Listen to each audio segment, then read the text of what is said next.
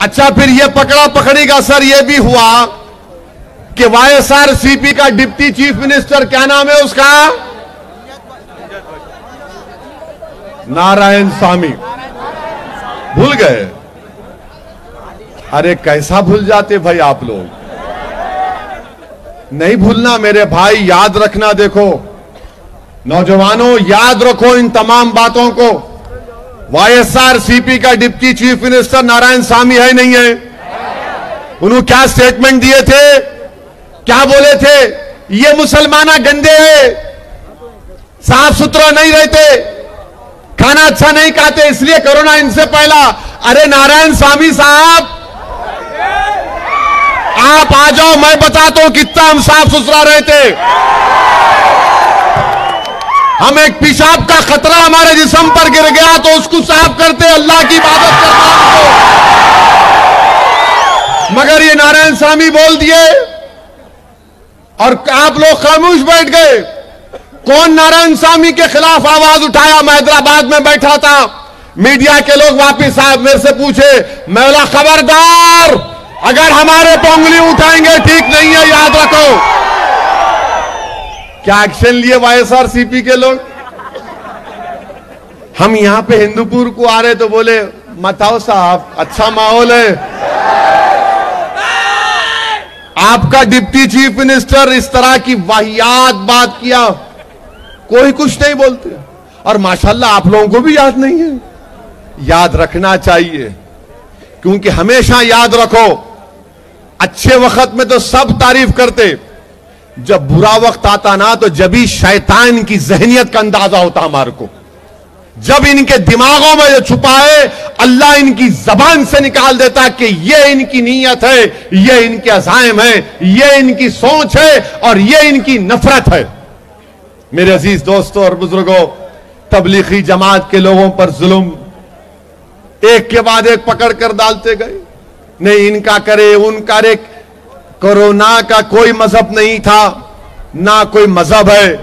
अगर अमेरिका में फैल गया, 5 लाख लोग अमेरिका में मर गए अब तक, कौन फैलाया वहां पे?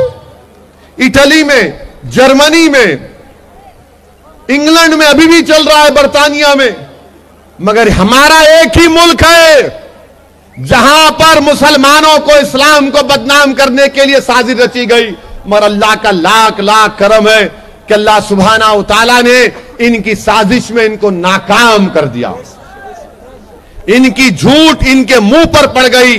पूरे कोर्ट में केसेस चले और कोर्ट में केस गया तो एक के बाद एक कोर्ट बोल रहा कि तुमने गलत किया, इनका कोई रोल नहीं है, छोड़ो इनको। पूरे केसेस खत्म हो गए अल्हम्दुलिल्लाह।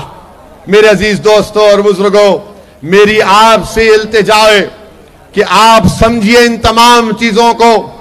हो सकता है कि आपको मेरी बहुत सी बातें शायद समझ में नहीं आ रही होगी कि आखिर क्या हो गया जसउद्दीन ओवैसी को, क्या जो वाईएसआरसीपी के बारे में भी कह रहे हैं। मेरे भाई, जो सच्चाई है ना उसको बयान करना जरूरी है, जो हकीकत है उसको बयान करना जरूरी है, और डरने और घबराने की जरूरत नहीं है। आपको अपनी पार्टी को कामयाब करना है और 10 तारीख के दिन अपना एक एक वोट पतंग के निशान पर लगाना है। और डरने और घबराने की इसलिए भी जरूरत नहीं है कि ये जो लोग पावर में है, रूलिंग पार्टी, मेरे भाई आप देखो, इख्तिदार फिरौन के भी पास था, इख्तिदार नमरूद के पास भी था, इख्तिदार यजीद के पास भी था, इख्तिदार मुगलों के पास भी था, इख्तिदार बहुत से बादशाहों के पास था, इख्तिदार इस मुल्क और इस रियासत के कई लोग प्राइम मिनिस्टर और चीफ मिनिस्टर बन गए। मगर इख्तिदार वक्तिया होता है, टेम्पररी होता है, टेम्पररी होता है। जो लोग गरीबों से सही इज्जत करते, इंसाफ करते, नफरत नहीं करते, अल्लाह उनको बार बार कामयाब करते रहता है। मगर जो लोग नफरत की राजनीति कर रहे हैं, इंशाअल्लाह ताला खुदरत उनको हराएगी, खुदरत उनको हराएगी। लोग मुझसे सवाल करते कि असद साहब मुल्क में ऐसा माहौल है, मुल्क में ऐसा हो रहा है। मैं आपको सिर्फ एक बात, एक किस्सा मुझे याद आ रहा है।